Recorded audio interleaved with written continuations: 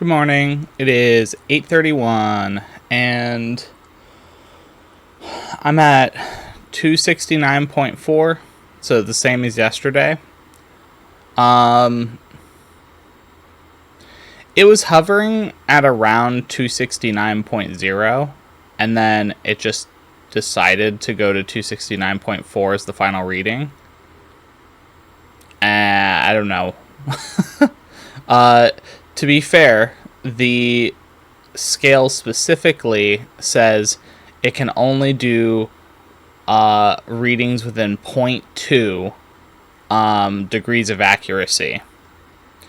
Which, thinking about it now, it's like, okay. But either way, like, I think the first time because I stepped on the scale twice. The first time I stepped on the scale, I think it was 269.2. And then it went to 269.4. So I'm like, okay, well, what the fuck? Either way, like, I really shouldn't be bothered with the scale so much. On an individual day. As long as the trajectory is going down, then, you know, the specific day doesn't necessarily matter too much. It's when I start, like if tomorrow I have the same reading again, that's when I need to start questioning, okay, well, what did I do over the past 2 days? Did I get enough exercise? Yada, yada, yada. So, anyway. I don't know why I was about to stop recording. That was... So, I actually had an interesting dream that I'm going to bring up. So, for one, it was really funny, actually. I listened to a reading before I went to bed. And the reading specifically was like... It was like midway through the reading. There was a moment where it was like, hey, if you are using like headphones or have like things right next to your ears that are electrical, that are on when you're sleeping, you need to like stop that, because, you know, you're making things harder, messages to get harder to come to you. So I immediately afterwards turned off my headphones, turned off, you know, the monitors, and then, you know, went to bed without listening to anything. Because, you know, I think it was yesterday. Yesterday I fell asleep with headphones on, listening to something. So it was almost like a reminder of like, hey, buddy, don't do that. You know that you should do it without the headphones. You know you can. So, but anyway, so my dream, I had a couple dreams, but the dream that I'm specifically going to talk about is very interesting. There was someone who was apparently, I don't know if they were like very perceptive, or I'll just say it felt like an honor for me to be given these cards. But I was literally given a tarot reading in my dream. It was only 2 cards. The other cards, well, I had already picked my choice, I think. That's why I don't remember the other cards. But I remember being told, hey, so you have these 2 choices on the first 2 cards.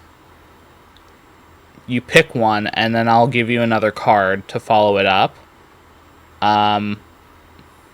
But, you know, once you pick it, you really do need to commit.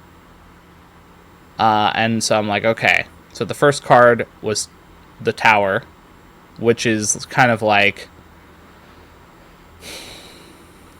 it's a very divisive, like, deconstructive card of kind of going through some sort of tumultuous event that, it could be like a really big argument or some sort of like some event that is difficult in the moment. But then immediately after, you kind of... It's a way to kind of break away from certain, like, systems that maybe you were a part of or whatever. So it's a way that you can restructure your life. And then immediately after that was the Temperance card that I was given as the card behind it. And the Temperance card is all about, like, almost like the exact opposite. They're like the yin and yang of the deck. So it's kind of like saying that when you face the tower, when they're together, it's like when you face the tower, afterwards there will be this kind of like calming, peaceful, like period after, where it's like the tower, you deconstructed something out of your life or whatever it was, and then because you did that, the Temperance card comes in as like, well, you did a good job, and now because of that, you get this kind of peaceful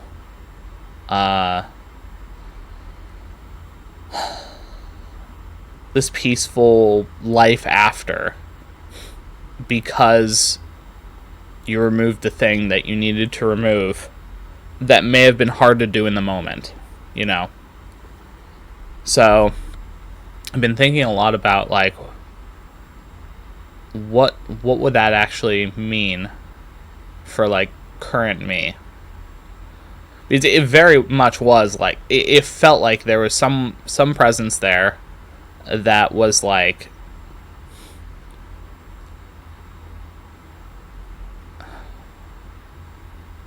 the best way to describe these cards being given to me by this person or this entity or whatever is, it's like, I feel very honored that I was given this reading by whatever this entity was or is.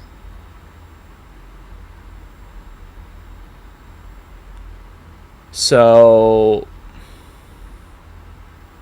yeah. I don't know. I don't really remember the entity itself. I just remember the feeling of, like, being like, oh my gosh, I feel so, like, honored.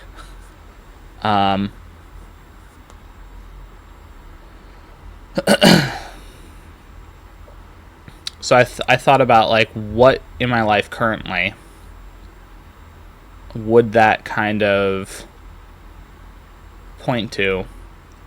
And the only thing I can think of is kind of talking with the one roommate that I haven't directly talked to him about me not signing the lease. I feel like he knows and is just waiting to, like, get upset and have, like, a blow up for when I actually tell him.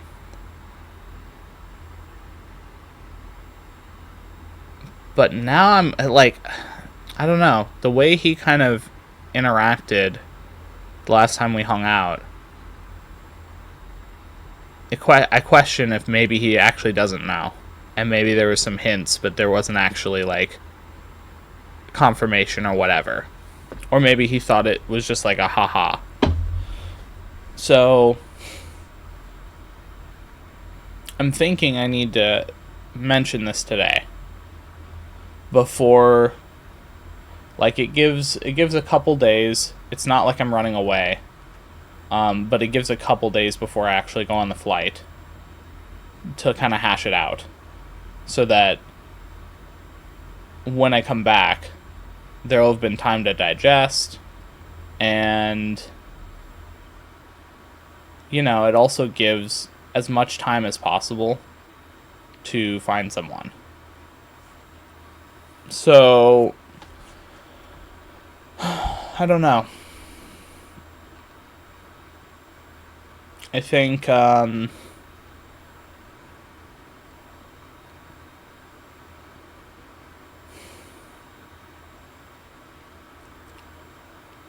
do that after the church stuff today. Now, I'll say, it could be something totally different than this, but this is the thing I'm thinking of, where it's like, I've been putting it off, talking with him.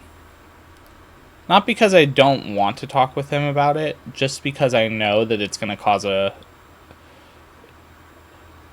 the very least, he's going to be upset about it. Especially if I'm firm about it and not just kind of wishy-washy.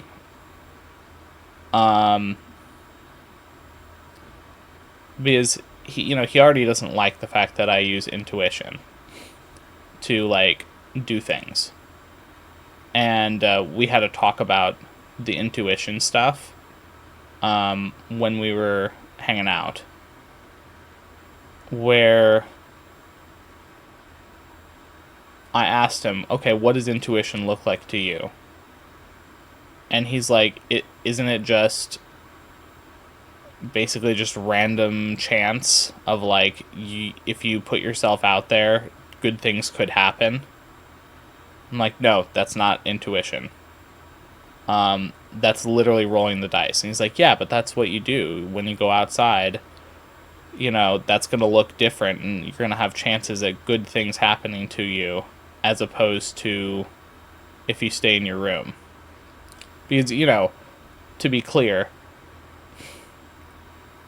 I don't think it's super obvious how often I've stayed in my room over the past, 10 plus years. I've very much been, the room has been my cave, effectively. The cave of isolation. So obviously, to an outside perspective, me going from that to doing a bunch of stuff, he obviously doesn't understand intuition. And so I tried to explain, look, intuition's more about, a breadcrumb trail that you follow, where it's a very specific thing, as opposed to just YOLOing and doing whatever. And it may appear to other people that that's what I'm doing, but I'm listening for the signs and then following the signs. So, as opposed to being unguided and wandering around, intuition is more like pointing a direction, even if you don't know what that direction will lead to.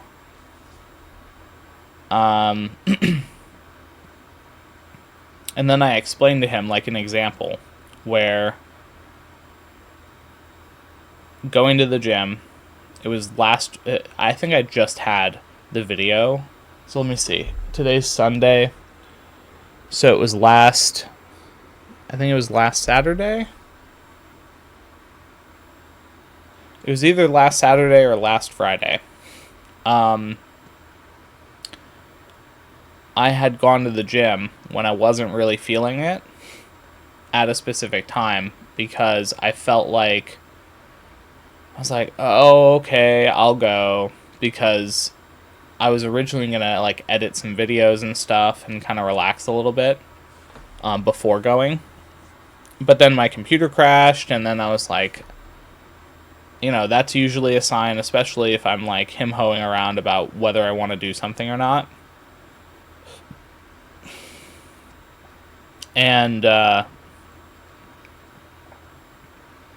I just kind of felt like, okay, I need to go to the gym. So I went.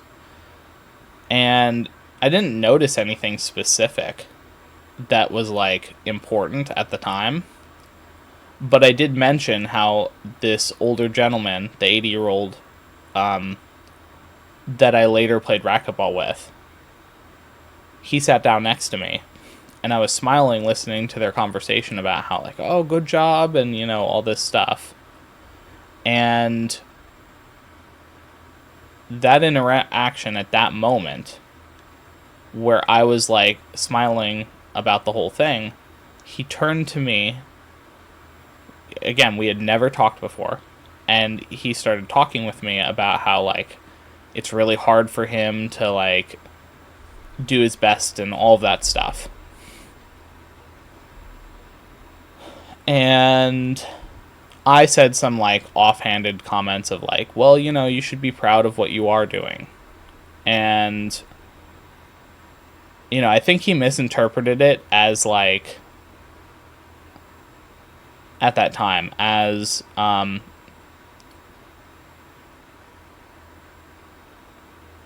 don't know. It felt like the message that I was trying to get across didn't come across properly.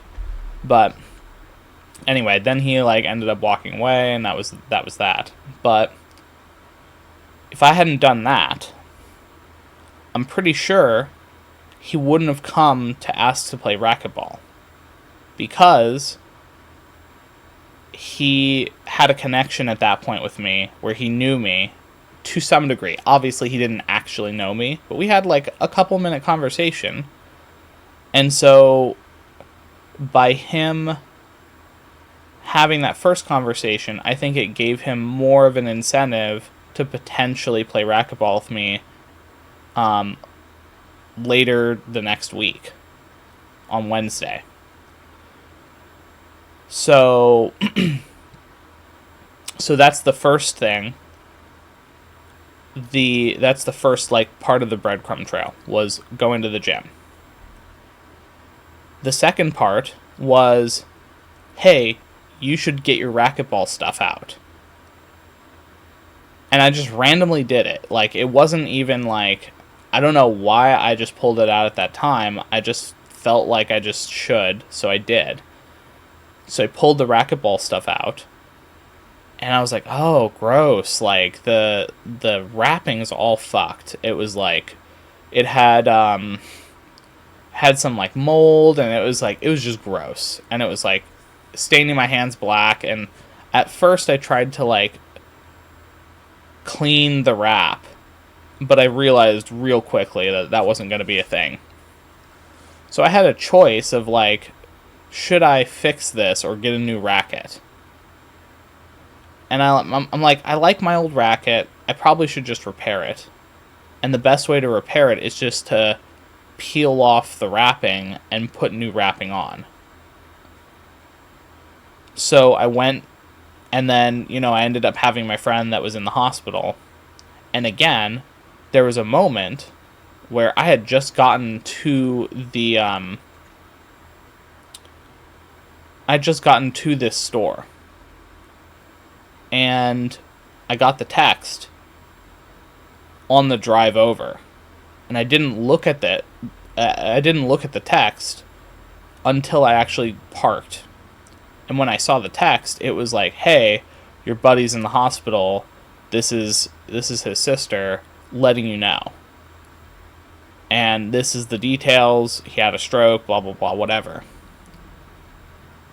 And so I was like, "Okay. I need to, like, go see him." But, as weird as it sounds, I need to go into the store first and do the store stuff. And I can call him while I'm in the store, and then afterwards it'll be fine. So I called him. We're talking while I'm shopping for... I was thinking about getting, like, a new bag, because the bag was kind of gross. And I was also looking for the wrapping. And also a glove. The glove didn't fit right. And the bags were like $100. And I'm like, I'm not paying $100 for a racquetball bag. And then I saw the wrapping and I was like, okay, am I really going to pay for this racquetball wrapping? And that's all I'm going to do while I'm here. And I thought about putting it back. I'm like, I'll get it just in case. So I got it. Really good decision, because I wouldn't have played racquetball if I didn't have that wrapping. Okay? So then the following it was finally like Wednesday, because I think that was a Tuesday when I had that happen. And then Wednesday, you'll see it in the daily vlog stuff. It was either Tuesday or Wednesday. Or, sorry, it was either Monday or Tuesday. Because Wednesday is when I actually went and played racquetball.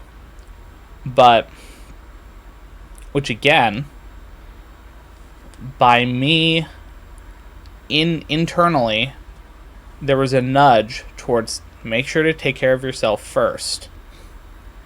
Then go and see him after. Don't drop everything and just do it. So I did that. I said, okay, I'm not going to drop everything and do like the thing of being there all day. Instead, I'm going to take care of all my stuff first, and then afterwards, I will make sure that I give some time to hang out with my friend. And because I did that, I had the chance to play racquetball on Wednesday. And at the time, I was like, do I really want to, like, bring the racquetball with me? Like, do I really want to actually do this? Because I don't have anyone to play with. Is it really even going to be, like, is it really actually going to be, like, exercise-inducing? I'm like, yeah, fuck it, it's fine. I'll take it, and we'll do it after my workout. And instead of before. And I think it was very important that it was on a workout day, because I was there long enough to where the guy actually showed up. So again, all of these little pieces are the breadcrumb trails that led me to that conversation. And that conversation gave me the impetus for one of the videos that I have posted, which is really important for the shadow work stuff, where I wouldn't have done that video if I hadn't talked to that guy. And that video is probably one of the most important videos for the shadow work stuff, because it gives me clear verbiage for how I discern where people are on their shadow work path. And it also helps other people discern as well. And again, it's a rough estimate, and people can do things out of order, so it's like, it's not perfect, but it's a general framework that you can kind of work by, to where when you're interacting with someone, you can get a judge of, like, okay, like, if I'm interacting with someone who has never done shadow work, hasn't gone to counseling before, is, like, really, really emotionally, like, unstable and unregulated, like, you know, it sounds like maybe this person is someone who they have their eyes completely shut. And it's not necessarily the case, but, you know, that maybe that gives you a framework of reference, and you're like, okay, well,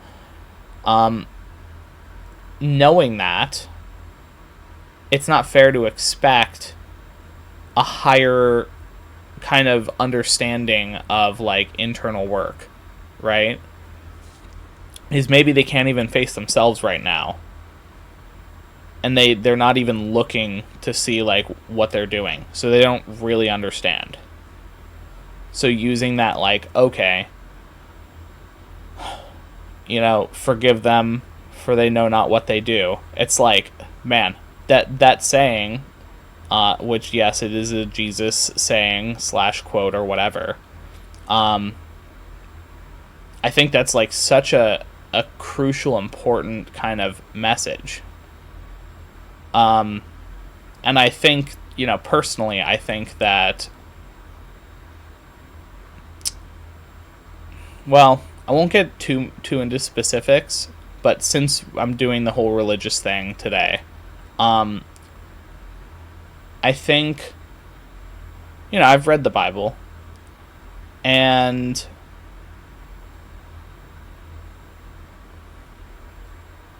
looking at just like the Jesus journey, effectively, without really going into like religious specifics, and just listening to the advice that is kind of given. Obviously, it's been like changed and altered and whatever over the years through the different versions. But,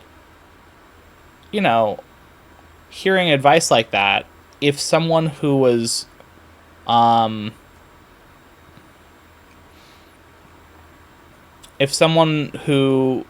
like a spiritual leader or a monk or something, like, says that to you in the context of like our current reality, well, that makes a lot of sense, because there are some people who just are completely disconnected from their spirituality side, or even just the internals, not even a spiritual thing.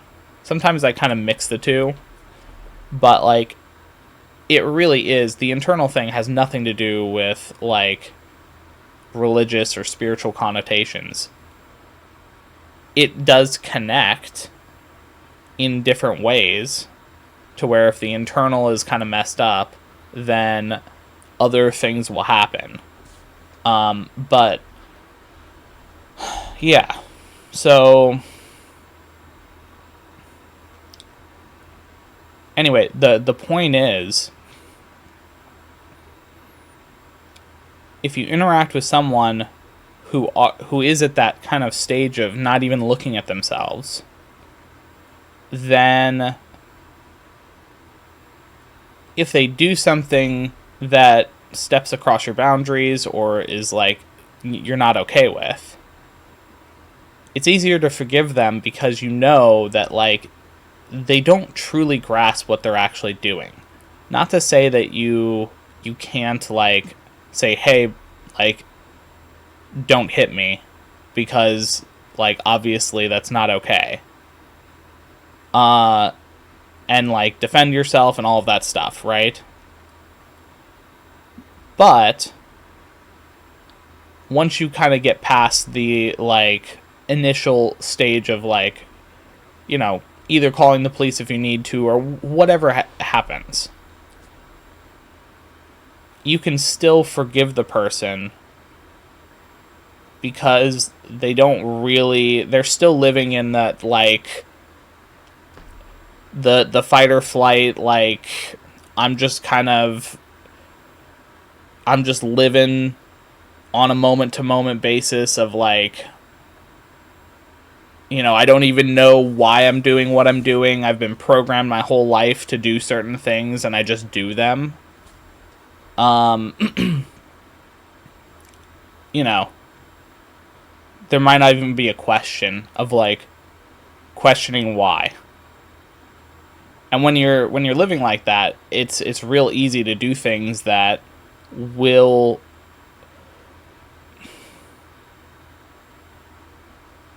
hurt other people, either physically, emotionally, mentally, whatever it is. And it's just like you don't even comprehend that you're hurting someone. Because you're just so focused on you that anything else it's none of your concern, because you're not good. And because you're not good, well, how the fuck can you have empathy for other people if you don't even have empathy for yourself? So yeah. And again, I'm not saying that we should hand wave what they did, whatever it is. I'm just saying, like, take it as it is. You don't overreact to something that someone does. Like, yeah. Anyway. So, my point is, with that chain of events, and I wouldn't be going to church today. Which, again, who knows what the church thing is about. Could just be that I just show up and nothing happens. Could be that there's an important thing that I'll go there or whatever. But this kind of like little side quest thing that's happening, yeah, we'll see where it leads. Obviously, there's a reason I'm doing this, and it's not just like I didn't just do it just because I had the offer. I did it because my intuition felt like this is the right thing to do. Even though I don't go to church, like, there's a whole bunch of reasons why doing this normally wouldn't be a thing. So, like, if someone else, it's very specifically this guy. Like, if someone else had come up to me and said, hey, do you want to go to my church? Even if we had a good conversation, I wouldn't necessarily have agreed. And in the moment when I was talking to him,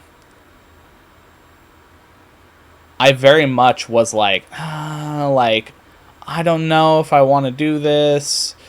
Like, I don't like church.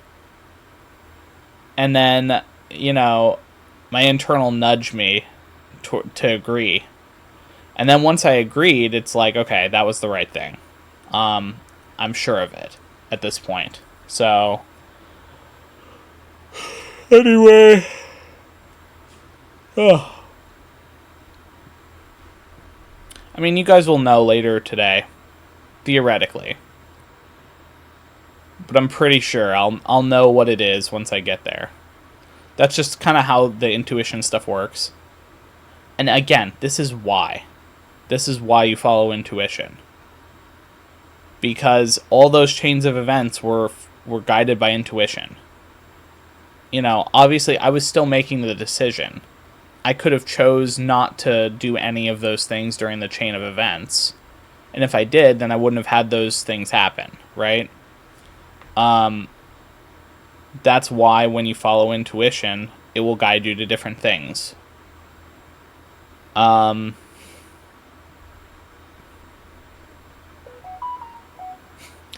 phone's really just being... Well, maybe that was a confirmation phone thing, I've seen people talk about that, where sometimes their phone will go off at very specific moments. And like, me saying that and then afterwards the phone going off, it's like, okay, that's funny. But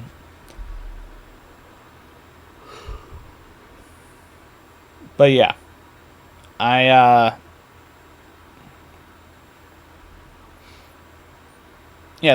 think those are the two things I need to be working on today, is go to the church thing, be open, just see what happens. And then, also do the, what's it called?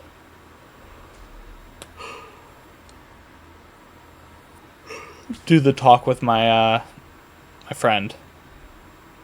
Or friend/roommate, I guess. Because obviously he's my friend. But he's also the roommate. So, sorry. My eye's just really itchy. Okay. Yeah, I think I've talked enough. I don't think I have anything else to say. So I guess I will let it go at that, and then we will reconvene for lunch. So, yeah. Talk to you in a couple seconds. Bye.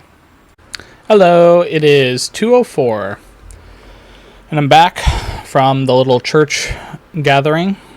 I got my food. I've been eating a little bit of it, but yeah. I think the church thing was good. I'm glad that I went. I don't think I'm going to go back because I kind of got the gist of the message I was trying to get. It's kind of crazy. Everything they were covering, including the songs and the like literally everything is like talking about exactly what I've been working on. So I think that maybe was the message. And it's just kind of like being myself, which is really funny, because it's like, I don't know, I'll just say there was a moment there where, okay, I'm going to preface it this way because this is going to sound a bit insane if I don't preface it. So my personal belief, we are all one entity. And we're different, unique aspects. No one is higher than anyone else. We're all in the same playing field of like just growing through experiences. Some people will walk one path, some people will walk a different path. Both equally valid, both like what they're supposed to be doing. With that being said, the church did like 3 different like songs where everyone like stood up and like sung along, and then they did a passage. I think it was Ezekiel 25 or something. But anyway, so the songs, they were talking about, you know, praising effectively, like, if I was to make a really boiled down comparison of what the song was about,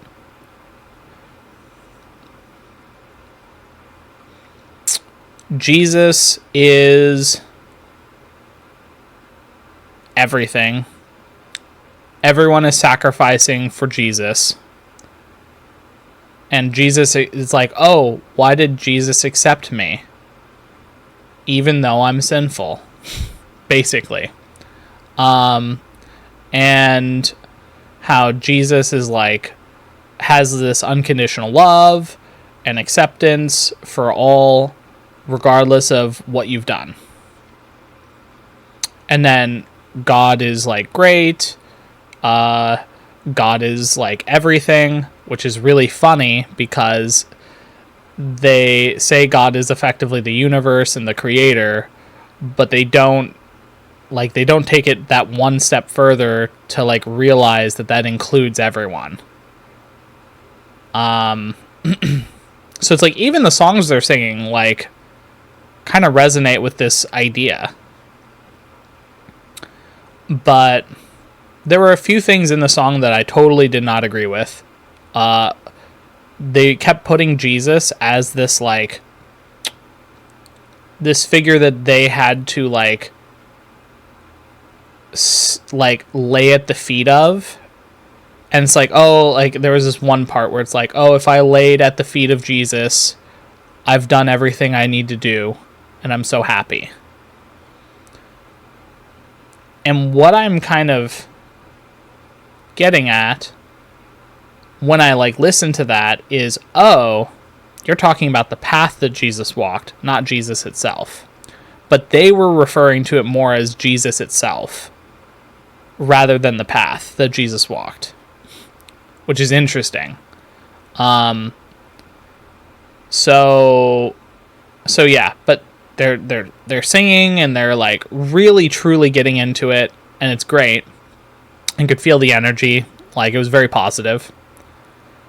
And I started realizing they're singing for themselves. But not like in the selfish sense. They're singing without realizing that they are a part of God. Like, in the truest sense. Like, they are God. Every single person is God. It's just a small aspect. A unique part.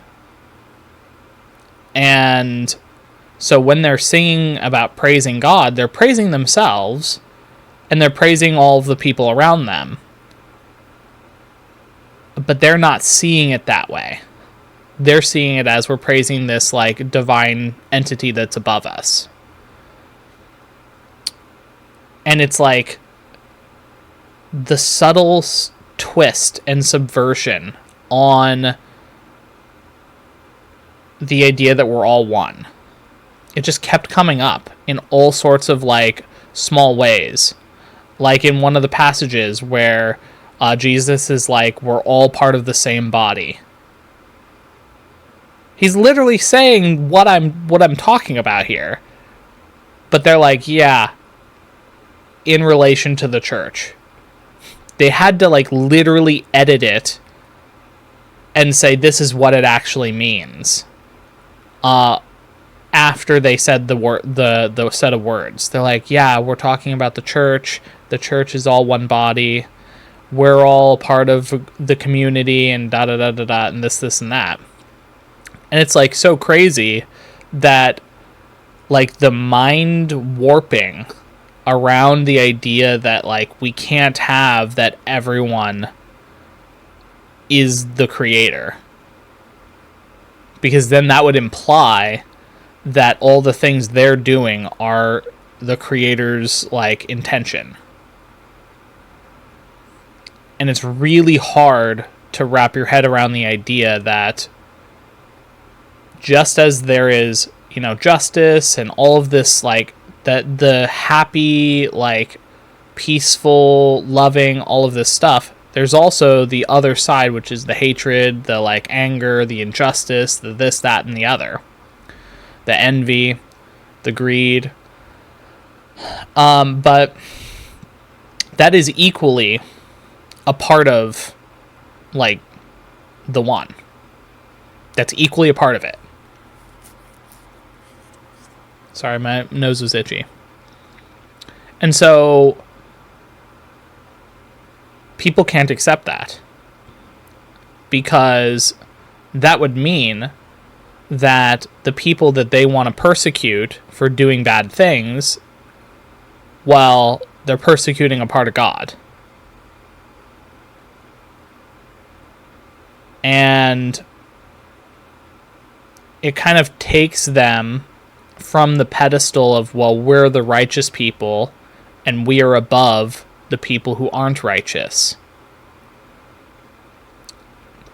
It's this selfish idea that you have to be better in some way, and that there's always someone better than you. So, like, Jesus is better than everyone because Jesus is, like, on this pedestal. It's like, well, it's not actually what Jesus' teachings are talking about when you actually read them. And so this is where, like, the limits of religion kind of come into play. As soon as you start putting others above you or below you, you start to get into that realm of service to self. Because I want to be above others, so I'm striving to become better than others. Well, it's like really easy to get subverted into that. Instead of being like, everyone's on the same playing field, we're all one, we're all just working on our own, like, journeys, and, you know, people that do things that are negative from your perspective, where they're an action that you don't like, it's okay to be upset, it's okay to feel the emotions, but in spite of all of that, you should forgive them. You should still love them, regardless of what they did. It doesn't matter. Because they're teaching valuable lessons by doing what they're doing, just as you're teaching valuable lessons by doing what you're doing. And, you know, a lot of it is like, obviously, I don't want someone to get like murdered or raped or whatever else, right? It doesn't mean that you shouldn't forgive when things like that happen. Because as soon as you hold hatred and harbor hatred in your heart, you start to kind of let yourself rot from the inside by letting this fester. And so, you know, the forgiveness is as much for them as it is for you. Like, you forgiving them is helping relieve a burden from yourself. That's why it's so powerful. It's not just the act of forgiving them. It's the act of letting go while you're forgiving them, even though, rightfully so, you should be angry and upset about what happened.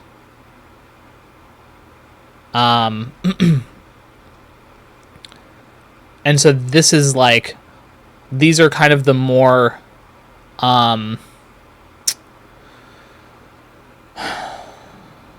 untwisted versions of these like religious beliefs, where it's like the religion does believe that you should be forgiving and doing all of this other stuff, but it's all within the context of service and service to self.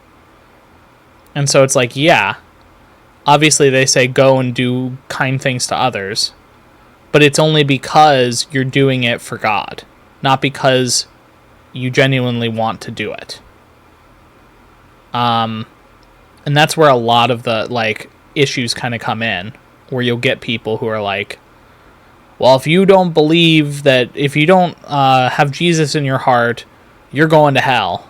It's like, well, I mean, what they're truly kind of referring to in an interesting way is actually, if you don't love yourself, you're living in hell. Like that's really what it is. If you don't love yourself, if you don't forgive yourself, if you don't allow yourself to be you and to heal yourself, you are living in hell, because you you know, you're looking for external ways to fill this void, and it's incredibly painful. It's hellish in the way in which you are suffering.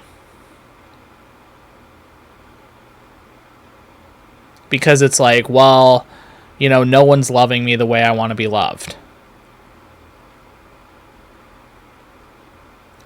And that makes it really hard to just exist. That's why people get incredibly depressed. So, yeah. You know, I keep like kind of harping back on this thing of like internal work. That's really all there is. And you know, I'll try to keep it to a minimum going forward, but like, you know, it's like so fundamental. It really is. But yeah. Anyway, so the church thing, it really like, it was very helpful to hear. It's like, it's so crazy. Oh, right. So the whole reason I brought this up was because as they were singing, I could feel, it's like, my love is like Jesus's love. It's unconditional. It really is. And I'm not saying I'm Jesus, just to be clear. I'm just another person like everyone else. But I do have this way of loving people that is unconditional. And, you know, we just need more people like that. anyone can love unconditionally. But it does start from within, and then it comes out. I think I kind of have, like... I don't know if it's some sort of gift or something, but it's like... I was doing that from a very young age, where I didn't have to, like, learn it. It just was a part of me. That doesn't necessarily mean that other people can't have that from a young age either. I'm just saying, like... I understand it's not a normal thing to, like, come into this world doing that. Even when I was incredibly depressed, I still gave, like, my full love and attention to other people. But I did it in a very self-destructive way, where I didn't give time for myself. So it was incredibly draining. But, now it's kind of like, okay, well, now I've balanced myself. I'm not perfect, but, you know, loving myself, giving all the things I need for myself to function, before then starting to give to other people. Because I still have plenty left over. It's not like it's running out. So, like, fundamentally, you know, if everyone did that, we'd have an incredible world. But, yeah. I'm hoping someday that we can get there. But, yeah. Anyway. So that's where I knew that if I, like, compared myself in any way to Jesus, people would get fucking pissed. So I had to put the context of, like, okay, like, you know, I'm not saying that I am Jesus, but I love in a similar way. So yeah, take that or leave that how you would. And again, I do think anyone can love that way. You just kind of have to... You have to first do it to yourself. When you truly love yourself unconditionally, it changes a lot. So yeah. Okay. Moving on. I need to get my laptop. Like, I need to add OBS and DaVinci on my laptop. I don't know. I'll have to fuck around with it a little bit and see, like, what... I mean, I got some lapel mics and stuff. Maybe I'll take... I mean, this guy here is really small. So theoretically, I could just take it with me. I just plug it in when I use it. So I guess technically, I probably wouldn't even need to use my phone. I could just do my daily vlogs from whatever place I'm staying at. So, although it would be kind of cool to just walk around and do a vlog. So maybe I'll do some of that regardless, but... or maybe I'll bring my laptop to random places and I'll do the vlog there. Maybe that'll be cool, or something. I don't know. I'll wait until I get there to actually know what I'm actually going to do, but... Still have no idea what I'm going to do food-wise. I got to do some laundry tomorrow, so I make sure I have enough clothes for the whole week.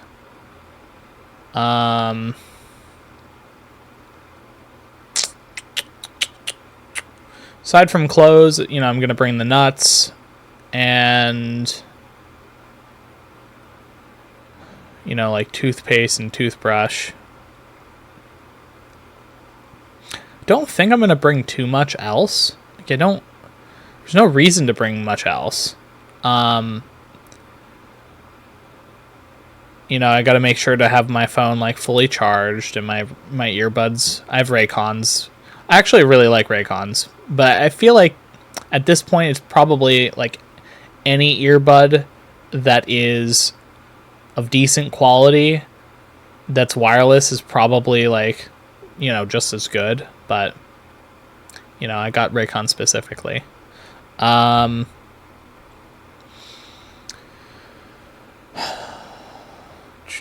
Oh, right.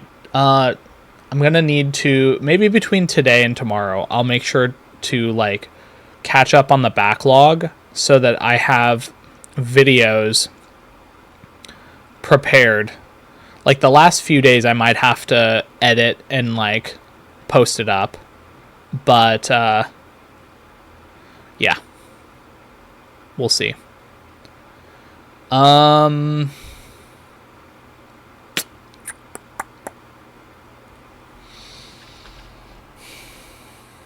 think the only other thing I want to do today is I want to go for a walk. Maybe I'll go to the mall or something. It's like cold but sunny.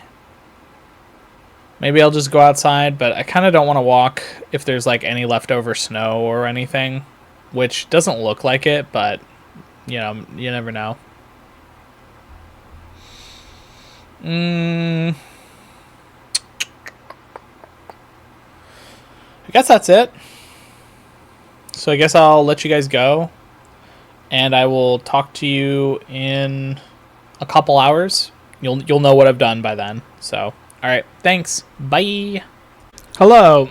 It is 8:49, and I did not plan on eating this late. And I also planned on taking a shower, but I just didn't. So, what has happened? Well, I don't really fucking remember what I was planning on doing, but I got up to, I think, day 39 or day 40. I think it was 39 on like just getting it edited into a form I can watch and check to see if everything works and is fine. But I set up the laptop a little bit.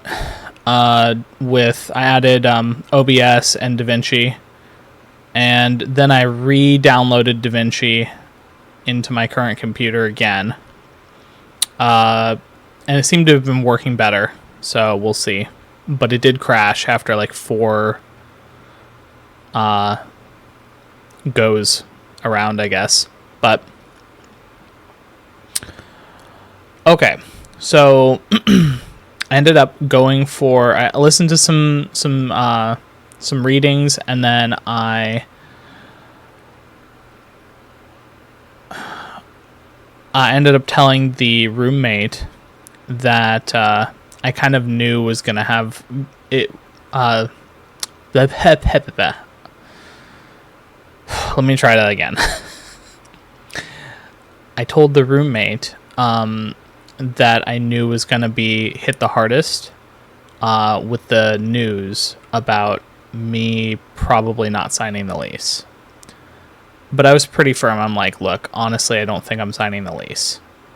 And as I expected, he definitely reacted as if he already knew, and he's just kind of like, one of the first things he says, I'm not ready to like deal with this right now, which kind of meant that like, yeah, he definitely like knew,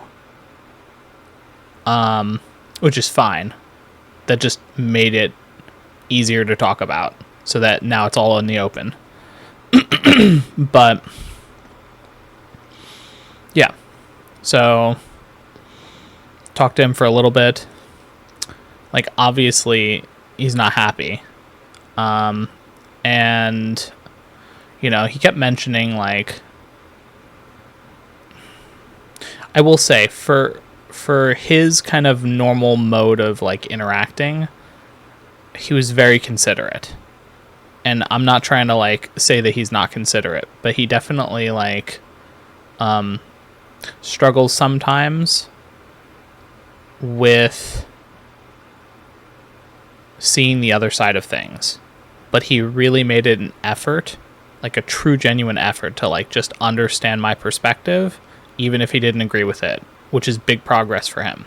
So I'm actually really proud of him for being able to kind of go through and do that.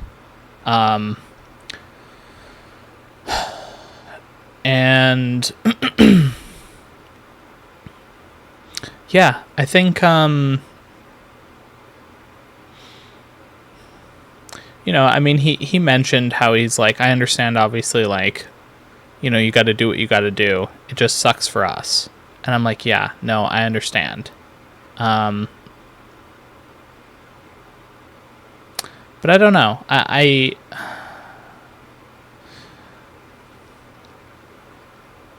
feel good that I, went and talked about it before I left for my trip, because I feel like making my intentions clear before the trip kind of aligns me better on the trip. I also, I don't think I ever showed it, but maybe at some point I'll show a picture of it. But I had on my door a silence like sheet. It's like this sheet that you can put on the back of your door to make noises coming out from your room quieter. And there was kind of like, there's been a fear around like people hearing me, because when I was at my oh man, it must have been like 2016 or something, or 2015. It was a very long time ago. I had the window open for like a month or two where I was very loud, totally obnoxious. Like, I was on Discord, like, making jokes, talking about like fucking all sorts of crazy shit.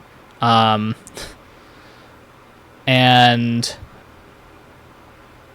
I didn't, at the time, I just didn't fully understand that I was actually just like having these conversations with no way of blocking sound for the neighbors, so everyone fucking heard for like the whole complex effectively, because I was living in a condo of sorts at the time.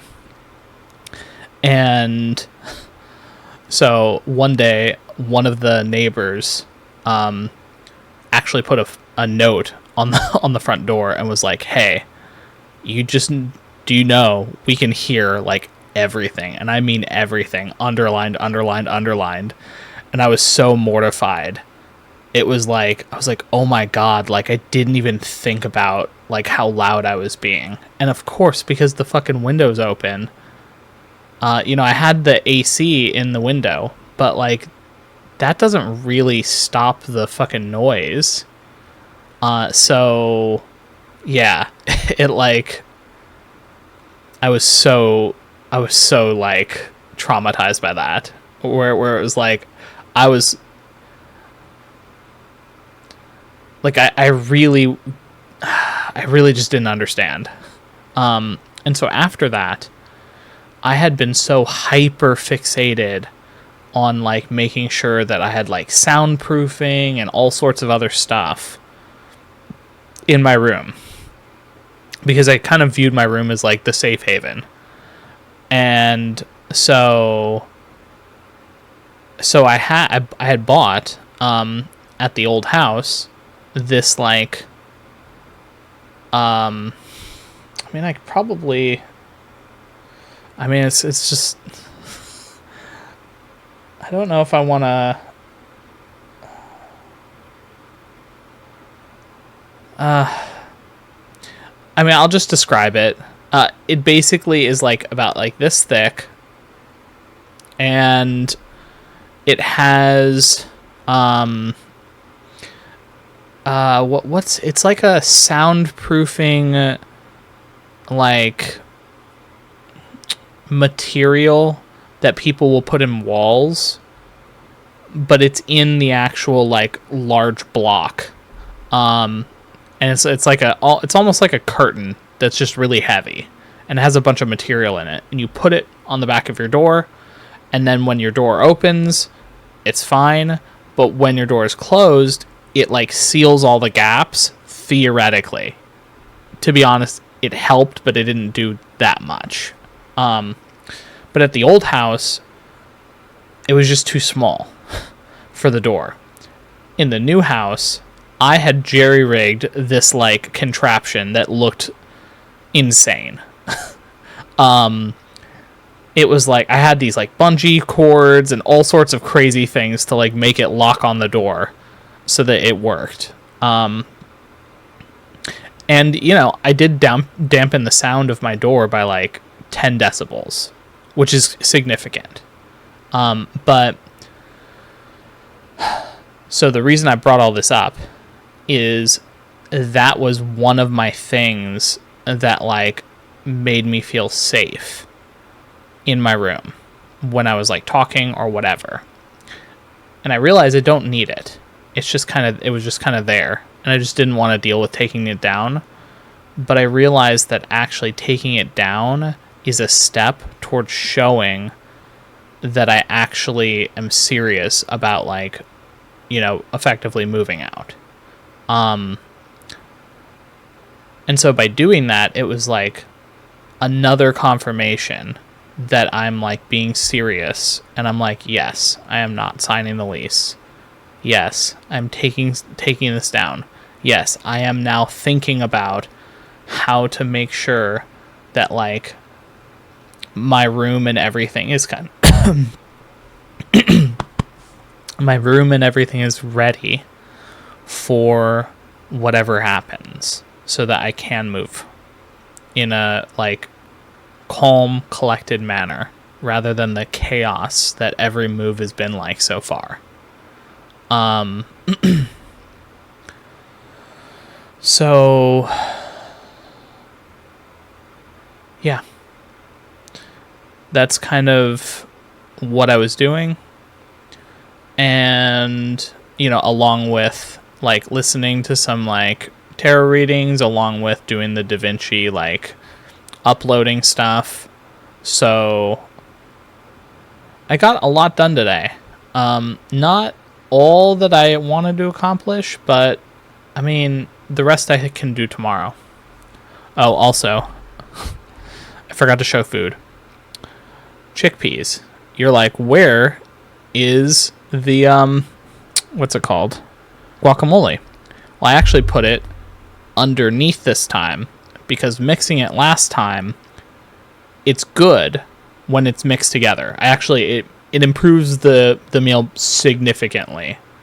Where before, the dryness made eating these chickpeas like a 6, where it's like tolerable but like not enjoyable. And then I used the bananas to like compensate. And then here's the other thing with the bananas and the cereal. But now, because I have something where I can eat these by themselves now with, sorry, I bumped the mic, with the guacamole, that also means that the cereal gets better, because now the banana is in each bite the way it's supposed to. So it's like the meal went from like, this is starting to get a little rough because it's just too dry, to like way up here where I'm like very happy with it. So that's great. I'm super excited about like this new change. Because it was so funny. I was thinking like, oh man, I really should change this because I'm not really feeling how dry it was. And then this change like really did bring about like a massive shift. I'm thinking I still might want to go back to prepping like a chili of some kind. I think maybe I didn't give the chili a fair like shake, because I started putting these things in it that made it like spicier, and I think that was upsetting my stomach. Now, what I might do is I might do like prep chili and then have chili for 2 weeks, as opposed to the 1 week where I have 7 meals over the span of the 2 weeks, and then I do the cereal in between. That could be a thing. Which I know, shocking, that I would think about doing more than one meal interchanged for whatever the meal is. But I think that's kind of going forward. That might be the path of like, you know, maybe I'll have chili like twice a week, and then I'll have this like twice a week, and then I'll have something else twice a week, and they all kind of correspond to like different foods that all fill that same niche that I need in the afternoon. And then the morning meal, I love the morning meal. It's like the only thing that I think I could improve on it is how I prepare the tofu. But even that, it's like, I don't think I really need like much. The tofu at this point kind of reminds me of like eating chicken almost, which is really funny. But it like, because I don't season it, the natural tofu flavor when I chew it is like, it totally reminds me of eating like a chicken or something. Specifically more like the white meat of the chicken. Like, it doesn't have that juiciness of dark meat.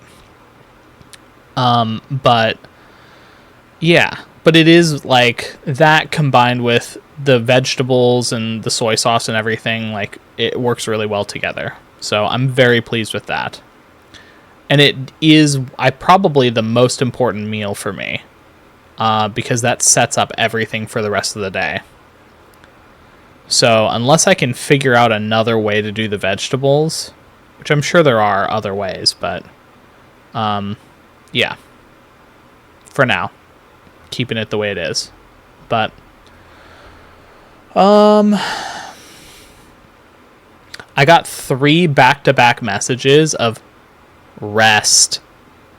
Fucking rest. Obviously it wasn't fucking rest, but it's like, you need to rest. Relax. You've done a lot.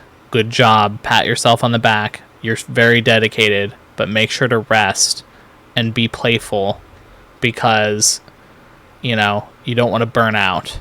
And I'm like, okay. So I'll try to get some extra rest tonight. I do have a lot I need to do tomorrow, but I'll try to fit rest in between. So yeah. Anyway, on that note, I'm gonna eat my food and rest. So have a good night. I will see you all tomorrow. Bye.